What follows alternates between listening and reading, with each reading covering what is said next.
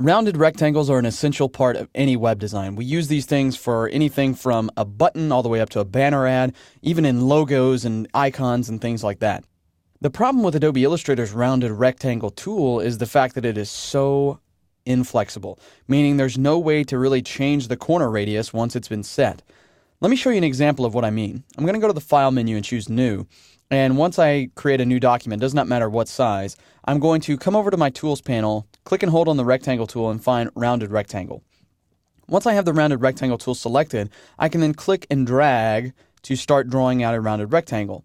Now, I can change the corner radius simply by tapping my down and up arrow keys on my keyboard. As I do this, you can see that the corners get more round. I'm just holding down the up arrow key right now.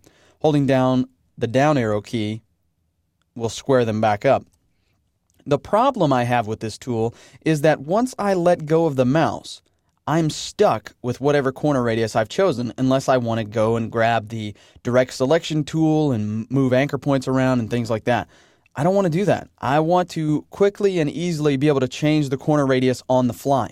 And lucky for us, we're not stuck with this. In other applications like Adobe Fireworks, for instance, they have something called Smart Shapes.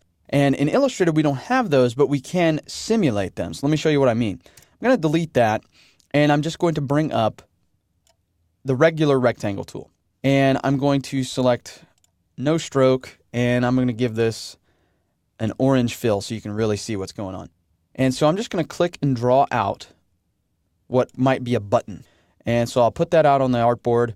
And so now what I want to do is round the corners on this. And in order to do that, I'm going to use a live effect. So I'm going to go up to the Effects menu. I'm going to go down to Stylize, and I'm going to choose Round Corners.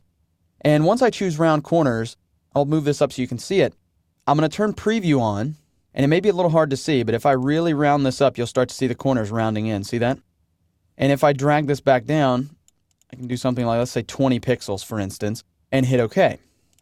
I have a nice rounded rectangle. The best part about this is, though, if I use the Appearance panel, I can select this at any time, even if I've saved it, closed it, and opened it back up. Does not matter. I can select this anytime.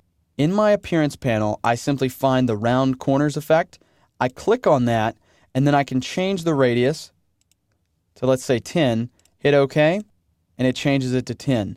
If my client comes back and says, no, we need it to be more round, that's okay. Select the object, Round Corners, crank it back up, something like 25 pixels. You can turn Preview on to get an idea of what it's going to do, and then hit OK, and it automatically applies it as soon as you hit OK.